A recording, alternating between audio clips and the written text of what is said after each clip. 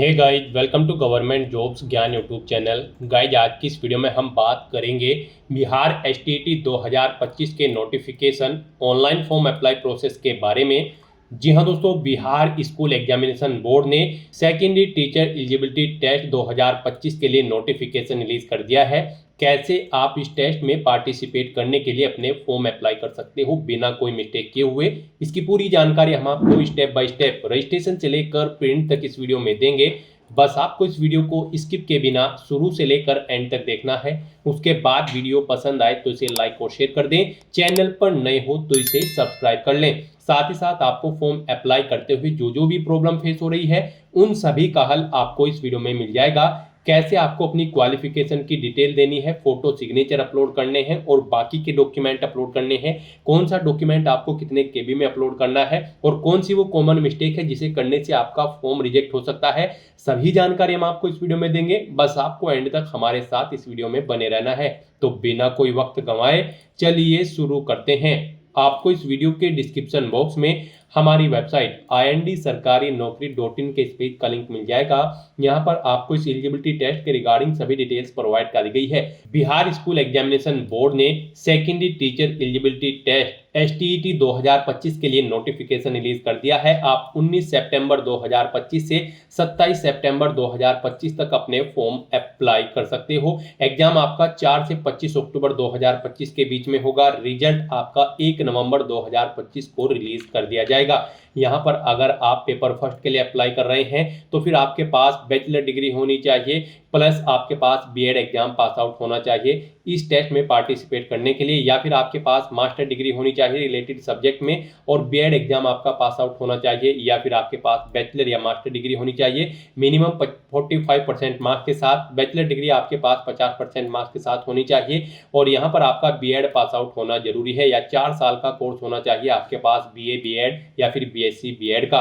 और अगर आप पेपर 2 के लिए अप्लाई कर रही हैं सीनियर सेकेंडरी के लिए तो फिर आपके पास मास्टर डिग्री होनी चाहिए रिलेटेड सब्जेक्ट में 50% मार्क्स के साथ और बीएड एग्जाम आपका पास आउट होना जरूरी है या फिर बीए बीएड या फिर बीएससी बीएड आपका पास आउट होना जरूरी है। तो यहाँ से आप अपनी एजुकेशनल क्वालिफिकेशन की डिटेल चेकआउट कर सकते हो। पेपर फर्स्ट पर अप्लाई करने के लिए क्या आपकी क्वालिफिकेशन होनी चाहिए और पेपर सेकंड के लिए अप्लाई करने के लिए क्या आपकी क्वालिफिकेशन होनी चाहिए। आयु सीमा आपकी मिनिमम 21 साल और मैक्सिमम 37 साल रखी गई है। फीमेल के लिए 40 साल मैक्सिमम आयु सीमा है। सिंगल पेपर के लिए यहाँ पर जनरल ओबीसी ईडब्ल्यूएस कैंडिडेट को 960 रुपये फीस देनी होगी, SC ST PH को 760। और अगर आप दोनों पेपर के लिए अप्लाई कर रहे हैं तो फिर यहाँ पर जनरल ओबीसी ईडब्ल्यूएस के लिए 1440 फीस है, SC ST और PH के लिए 1140 रुपये फीस है। फीस का अमाउंट आप ऑनलाइन मोड से जमा करा सकते हो। सिलेक्शन आपका STET के आधार पर होगा। जैसा आप इस एग्जाम में परफॉर्म करोगे उसके आधार पर आपके सिलेक्शन का डिसीजन लिया जाएगा। ऑनलाइन आप इसके लिए अप्लाई कर सकते हो। उसके लिए आपको इस पेज को नीचे स्क्रॉल डाउन करना है, इंपोर्टेंट लिंक सेक्शन में आना है, ऑफिशियल नोटिफिकेशन PDF लिंक पर क्लिक करके इस एग्जाम के नोटिफिकेशन को ओपन कर लेना है और इसमें से आपको पूरी डिटेल रीड कर लेनी है।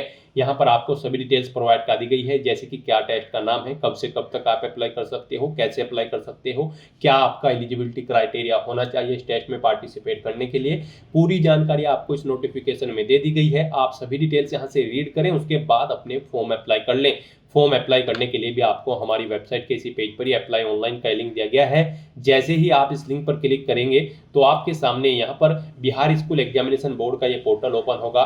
गाइड, यहाँ पर अगर आपने पहले से रजिस्ट्रेशन कर रखा है तो आपको यहाँ पर लॉगिन की इस टैब पर क्लिक करना है और लॉगिन करके अपना फॉर्म अप्लाई कर लेना है। लॉगिन की टैब पर क्लिक करते ही आपके सामने कुछ इस तरह से इंटरफेस ओपन होगा। यहाँ पर आपको अपनी यूजर आईडी एंटर करनी है, अपना पासवर्ड एंटर करना है, ये कैप्चा कोड यहाँ पर एंटर करना है और उसके बाद आपको लॉगिन की टैब पर क्लिक करते हुए अपने डैशबोर्ड में लॉगिन करके अपना फॉर्म अप्लाई कर लेना है। और गाइज, अगर आप इस टेस्ट में पार्टिसिपेट करने के लिए फर्स्ट टाइम अप्लाई करने जा रहे हो तो सबसे पहले यहाँ पर आपको अपना रजिस्ट्रेशन करना होगा। उसके लिए आपको यहाँ पर रजिस्टर की ये टैब दी गई है, आप इस पर क्लिक करें, आपके सामने रजिस्ट्रेशन का फॉर्म ओपन हो जाएगा। अब यहाँ पर आपको अपनी पर्सनल डिटेल प्रोवाइड करते हुए अपना रजिस्ट्रेशन करना होगा। सबसे पहले यहाँ पर आपको अपना फर्स्ट नेम एंटर करना है, उसके बाद यहाँ पर आपको अपना मिडिल नेम एंटर करना है और लास्ट नेम एंटर करना है। अगर आपका मिडिल नेम लास्ट नेम है नहीं है तो इन कॉलम को आप खाली छोड़ सकते हैं। उसके बाद गाइज यहाँ पर आपको अपनी डेट ऑफ बर्थ सेलेक्ट कर लेनी है इस कैलेंडर में से। फिर यहाँ पर आपको अपना जेंडर सेलेक्ट करना है। उसके बाद आपको अपना मोबाइल नंबर यहाँ पर एंटर करना है, उसे एक बार फिर से एंटर करके कंफर्म कर लेना है। अपनी ईमेल आईडी आपको एंटर करनी है, उसे भी एक बार फिर से एंटर करके कंफर्म कर लेनी है।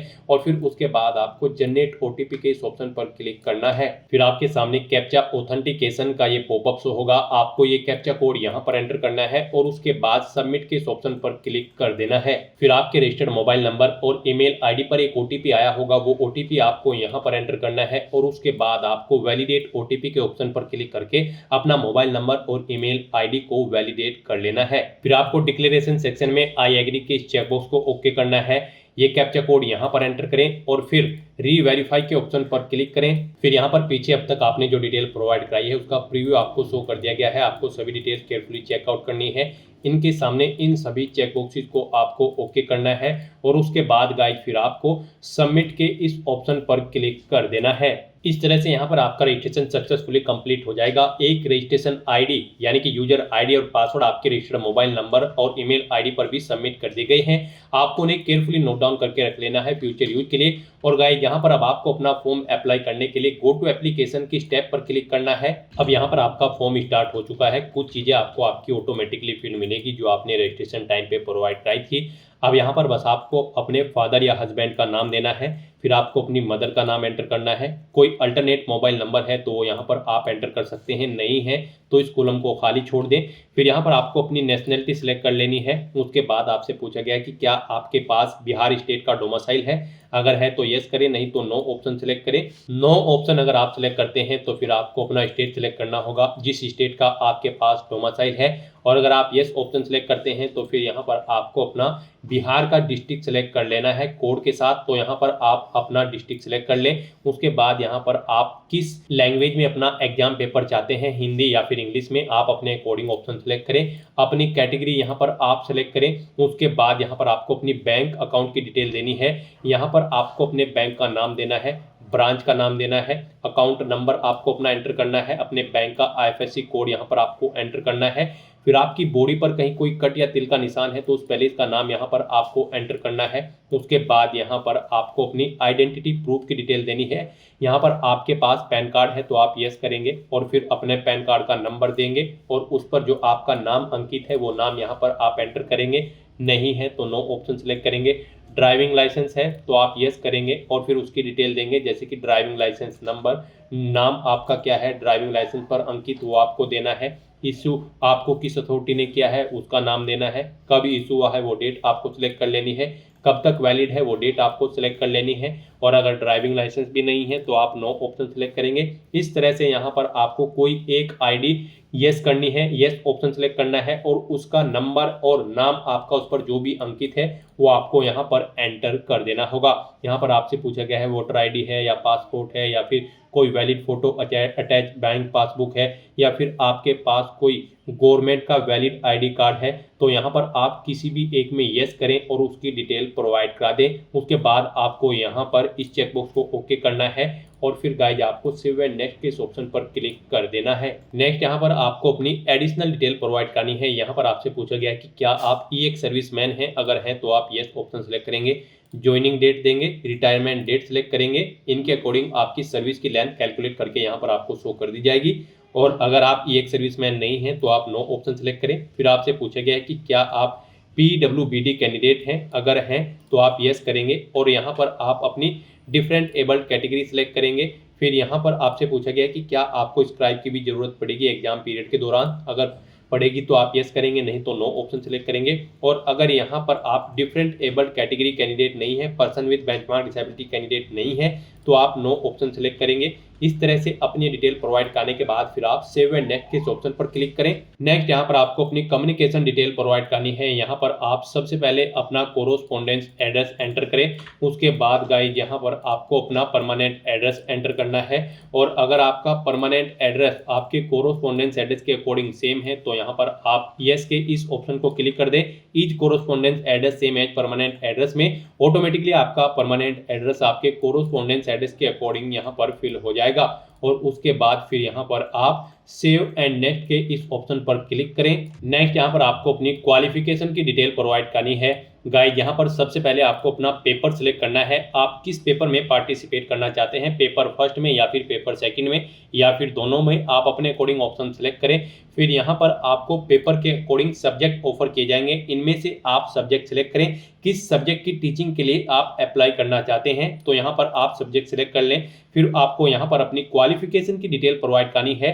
यहाँ पर इस भर्ती में पार्टिसिपेट करने के लिए अगर आप पेपर फर्स्ट के लिए अप्लाई कर रहे हैं तो आपके पास बैचलर डिग्री होनी चाहिए रिलेटेड सब्जेक्ट के अंतर्गत 50% मार्क्स के साथ, और बीएड एग्जाम आपका पास आउट होना जरूरी है। या फिर आपके पास मास्टर डिग्री होनी चाहिए रिलेटेड सब्जेक्ट में और बीएड आपका पास आउट होना जरूरी है। या फिर आपके पास बैचलर डिग्री या मास्टर डिग्री होनी चाहिए मिनिमम 45% मार्क्स के साथ, और आपका बीएड एग्जाम पास आउट होना जरूरी है। या फिर 4 साल का बीए बीएड या फिर बीएससी बीएड एग्जाम आपका पास आउट होना जरूरी है। और अगर आप पेपर सेकंड के लिए अप्लाई कर रहे हैं तो फिर आपके पास मास्टर डिग्री होनी चाहिए रिलेटेड सब्जेक्ट में 50% मार्क्स के साथ, और बीएड एग्जाम आपका पास आउट होना जरूरी है। या फिर बीए बीएड या फिर बीएससी बीएड एग्जाम आपका पास आउट होना जरूरी है। या फिर आपके पास मास्टर डिग्री होनी चाहिए 45% मार्क्स के साथ, और आपका बीएड या फिर आपके पास मास्टर डिग्री होनी चाहिए 55% मार्क्स के साथ, और 3 साल का बीएड या फिर एमएड कोर्स आपका पास आउट होना जरूरी है। तो यहाँ से आप अपनी क्वालिफिकेशन चेकआउट कर सकते हो और उसके अकॉर्डिंग यहाँ पर आपको अपनी क्वालिफिकेशन देनी है। तो यहाँ पर सबसे पहले आपको अपनी 10वीं क्लास की डिटेल देनी होगी। सबसे पहले यहाँ पर आपको देना है बोर्ड का नाम जिससे आपने अपनी 10वीं क्लास पास आउट की है। फिर आपको स्कूल का नाम देना है जिससे आपने अपनी 10वीं क्लास पास आउट की है। फिर यहाँ पर आपको अपना रोल कोड देना है। अगर आपका रोल कोड है नहीं है तो इस कॉलम को आप खाली छोड़ दें। फिर आपको अपनी 10वीं क्लास का रोल नंबर यहाँ पर एंटर करना है। आपको फिर बताना है आपका जो रिजल्ट था वो परसेंटेज में था, सीजीपीए में था या फिर ग्रेड में। आप अपने अकॉर्डिंग ऑप्शन सेलेक्ट करें। परसेंटेज में अगर था तो कितने मार्क्स आपने ऑब्टेन किए हैं वो आप एंटर करें। टोटल कितने मार्क्स थे जिसमें से आपने मार्क्स ऑब्टेन किए हैं वो आप एंटर करें। इनके अकॉर्डिंग आपकी परसेंटेज कैलकुलेट करके आपको शो कर दी जाएगी। पासिंग ईयर यहाँ पर आपको अपना सेलेक्ट कर लेना है 10वीं का।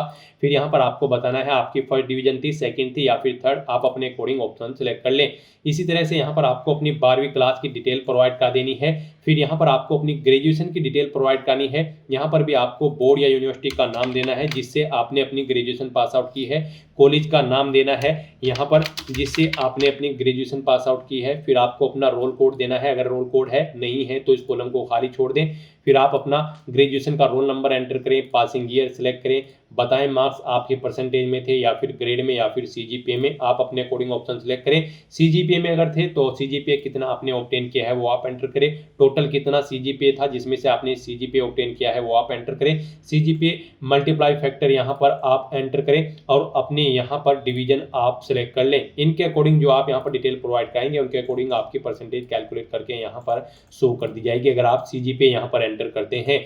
और फिर यहाँ पर अगर आपने पोस्ट ग्रेजुएशन कर रखी है तो उसकी डिटेल भी आपको देनी होगी। इसमें भी आपको बोर्ड या यूनिवर्सिटी का नाम देना है, कॉलेज का नाम देना है, रोल नंबर आपको अपना देना है, रोल कोड देना है। अगर रोल कोड है नहीं है तो आप इस कॉलम को खाली छोड़ सकते हैं। और फिर बताएं आपका रिजल्ट परसेंटेज में था, ग्रेड में था या फिर सीजीपीए में। परसेंटेज में अगर था तो बताएं कितने मार्क्स आपने ऑब्टेन किए हैं, मैक्सिमम कितने मार्क्स थे जिसमें से आपने मार्क्स ऑब्टेन किए हैं वो आप एंटर करें। इनके अकॉर्डिंग आपकी परसेंटेज कैलकुलेट करके यहाँ पर आपको शो कर दी जाएगी। पोस्ट ग्रेजुएशन का पासिंग ईयर यहाँ पर आप सेलेक्ट कर लें। फिर आपको अपनी डिवीजन सेलेक्ट कर लेनी है जो आपकी डिवीजन आई है। उसके बाद यहाँ पर आपको अपनी बीएड या फिर इसके इक्विवेलेंट जो भी आपने एग्जाम पास आउट कर रखा है, जो इस टेस्ट में पार्टिसिपेट करने के लिए रिक्वायर्ड है, उसकी डिटेल आपको यहाँ पर देनी है। यहाँ पर आपको बीएड या इक्विवेलेंट इसके जो भी एग्जाम आपने पास आउट किया है उसका नाम एंटर करना है। जैसे कि अगर आपने बीएड पास आउट की है तो यहाँ पर आप बीएड एंटर करेंगे। फिर यहाँ पर आपको बोर्ड या यूनिवर्सिटी का नाम देना है जिससे आपने अपनी बीएड या फिर इसके इक्विवेलेंट जो भी एग्जाम आपने पास आउट किया है उस बोर्ड या यूनिवर्सिटी का नाम देंगे, कॉलेज का नाम देंगे या इंस्टीट्यूट का जिससे आपने ये अपनी बीएड पास आउट की है। अपना रोल कोड देंगे अगर रोल कोड है। फिर आपको अपना रोल नंबर देना है। पासिंग ईयर यहाँ पर आपको देना है कब आपने पास आउट की है। फिर आपको बताना है आपके जो मार्क्स थे वो परसेंटेज में थे, ग्रेड में थे या फिर सीजीपीए में। परसेंटेज में अगर थे तो बताएं कितने मार्क्स आपने ऑब्टेन किए हैं, मैक्सिमम कितने मार्क्स थे जिसमें से आपने मार्क्स ऑब्टेन किए हैं वो आप एंटर करें। इनके अकॉर्डिंग आपकी परसेंटेज कैलकुलेट करके आपको शो कर दी जाएगी। फिर अपनी यहाँ पर डिवीजन सेलेक्ट करें। आपकी फर्स्ट डिवीजन थी, सेकंड थी या फिर थर्ड, आप अपने अकॉर्डिंग ऑप्शन सेलेक्ट करें। इसके अलावा भी अगर आपके पास कोई अन्य क्वालिफिकेशन है तो उसकी डिटेल भी आप यहाँ पर प्रोवाइड करा सकते हैं सेम ऐसे ही। इस तरह से अपनी क्वालिफिकेशन की डिटेल फिल करने के बाद फिर आपको यहाँ पर सेव एंड नेक्स्ट के ऑप्शन पर क्लिक कर देना है। नेक्स्ट यहाँ पर आपको अपने डॉक्यूमेंट अपलोड करने करने हैं और फीस पेमेंट करना है। यहाँ पर आपको अपने डॉक्यूमेंट अपलोड करने के लिए गाइडलाइन को पहले चेकआउट करना है और उसके अकॉर्डिंग आपको अपने डॉक्यूमेंट अपलोड करने हैं, अदरवाइज आपका एप्लीकेशन फॉर्म रिजेक्ट हो सकता है। यहाँ पर आप जो भी डॉक्यूमेंट अपलोड करेंगे उसके सामने यहाँ पर आपको क्लिक हियर टू अपलोड का ऑप्शन दिया गया है। आप इन ऑप्शन पर क्लिक करेंगे और अपने डॉक्यूमेंट अपलोड करेंगे तो यहाँ पर आपका जो फोटो है, यहाँ पर आपको अपना recent passport size photo upload करना है, सिग्नेचर अपलोड करने हैं, कास्ट सर्टिफिकेट, डोमिसाइल सर्टिफिकेट, 10वीं 12वीं ग्रेजुएशन, पोस्ट ग्रेजुएशन, बीएड के सर्टिफिकेट या मार्कशीट आपको अपलोड करने हैं।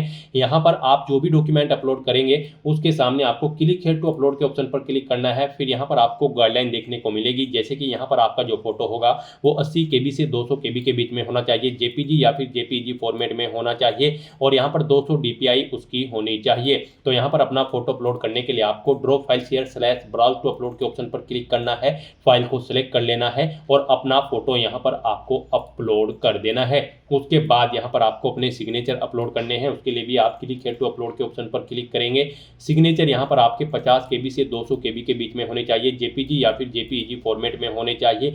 यहाँ पर एक वाइट पेपर पर आपके सिग्नेचर होने चाहिए स्मॉल लेटर्स में ब्लैंक इंक पेन से और यहाँ पर आपको अपने सिग्नेचर अपलोड करने के लिए drop file here slash browse to upload के ऑप्शन पर क्लिक करना है, फाइल को सिलेक्ट कर लेना है और अपने सिग्नेचर को यहाँ पर आपको अपलोड कर देना है। इस तरह से यहाँ पर आपको अपना फोटो और सिग्नेचर अपलोड करना है और बाकी के जो डॉक्यूमेंट है उनके अपलोड करने के लिए भी आपको उनके सामने क्लिक हियर टू अपलोड के ऑप्शन पर क्लिक करना है। यहाँ पर आपके बाकी के डॉक्यूमेंट 100 KB से 2 MB के बीच में होने चाहिए और PDF फॉर्मेट में होने चाहिए। इन्हें अपलोड करने के लिए भी आपको drop file here slash browse to upload के ऑप्शन पर क्लिक करना है, फाइल को सिलेक्ट करना है और अपने इन डॉक्यूमेंट्स को आपको 1 by 1 करके यहाँ पर अपलोड कर देना है। यहाँ पर आपको अपना recent passport size photo upload करना है, सिग्नेचर अपलोड करने हैं, कास्ट सर्टिफिकेट, डोमिसाइल सर्टिफिकेट, 10वीं क्लास का सर्टिफिकेट मार्कशीट, 12वीं क्लास का सर्टिफिकेट मार्कशीट आपको अपलोड करने हैं। यहाँ पर ग्रेजुएशन का सर्टिफिकेट या फिर मार्कशीट आपको अपलोड करनी है, सर्टिफिकेट और मार्कशीट दोनों अपलोड करने हैं। फिर आपको अपनी बीएड का सर्टिफिकेट अपलोड करना है, कोई अन्य क्वालिफिकेशन का सर्टिफिकेट है वो आप अपलोड कर सकते हैं। पोस्ट ग्रेजुएशन कर रखी है तो उसकी डिग्री का सर्टिफिकेट और मार्कशीट यहाँ पर आपको अपलोड कर देनी है। कोई अन्य रिलेवेंट डॉक्यूमेंट है तो आप उसे यहाँ पर अपलोड कर सकते हैं। इस तरह से यहाँ पर आपको 1 by 1 करके अपने डॉक्यूमेंट को अपलोड कर देना है। फिर आपको उन्हें व्यू के लिंक पर क्लिक करके व्यू कर लेना है। फिर उसके बाद आपको अपना फीस पेमेंट यहाँ पर करना होगा। आपको पेमेंट मोड सेलेक्ट करना है ऑनलाइन। उसके बाद आपको इस पेज को नीचे स्क्रॉल डाउन करना है। यहाँ पर आपको आपकी कैटेगरी के अकॉर्डिंग एप्लीकेशन फीस का अमाउंट देखने को मिल जाएगा। गाइस हम यहाँ पर आपको बता दें, यहाँ पर अगर आप इस टेस्ट में पार्टिसिपेट करने जा रहे हैं, आप जनरल OBC EWS कैंडिडेट हैं, सिंगल पेपर के लिए अप्लाई कर रहे हैं तो 960 रुपये आपको फीस देनी होगी। SC ST PH को 760 और अगर आप दोनों पेपर के लिए अप्लाई कर रहे हैं, पेपर फर्स्ट पेपर सेकंड के, तो फिर यहाँ पर जनरल OBC EWS को 1440 फीस देनी है, SC ST PH को 1140 रुपये फीस देनी होगी, जो कि आप ऑनलाइन मोड से यहाँ पर जमा करा सकते हो। तो यहाँ पर आपको आपकी कैटेगरी के अकॉर्डिंग और पेपर के अकॉर्डिंग एप्लीकेशन फीस का अमाउंट शो कर दिया जाएगा। फिर यहाँ पर आपको डिक्लेरेशन सेक्शन में आना है। इन सभी चेक बॉक्सेस को आपको यहाँ पर 1 by 1 करके ओके कर देना है और उसके बाद आपको ये कैप्चा कोड यहाँ पर एंटर करना है और फिर आप गाइड यहाँ पर प्रीव्यू के ऑप्शन पर क्लिक करके अपने एप्लीकेशन फॉर्म का प्रीव्यू चेकआउट कर सकते हो। कहीं पर कोई मिस्टेक है तो आप बैक बटन पर क्लिक करके एडिट कर सकते हैं और अगर सभी चीज़ें ओके हैं तो बस यहाँ पर अब आपको सबमिट के ऑप्शन पर क्लिक कर देना है। तो यहाँ पर अब आपको अपना फीस पेमेंट करना है। आप debit card, credit card, UPI के माध्यम से या फिर पे थ्रू UPI QR कोड के माध्यम से अपना फीस पेमेंट कर सकते हैं या फिर आप नेट बैंकिंग के माध्यम से अपना फीस पेमेंट कर सकते हैं।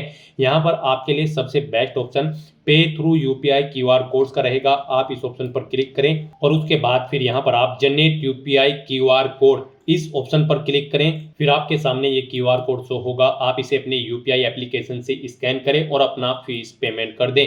सक्सेसफुली फीस पेमेंट करने के बाद यहाँ पर आपके एप्लीकेशन फॉर्म की सभी टास्क कंप्लीट हो जाएगी और आपका फॉर्म सबमिट हो जाएगा। उसके बाद आपको अपने एप्लीकेशन फॉर्म का एक हार्ड कॉपी प्रिंट आउट ले लेना है फ्यूचर यूज के लिए, फ्यूचर रेफरेंस के लिए। तो दोस्तों ऐसे आप बिहार STT 2025 के लिए अपना फॉर्म अप्लाई कर सकते हो बिना कोई मिस्टेक किए हुए।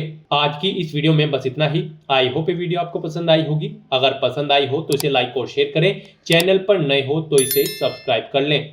Thanks for watching.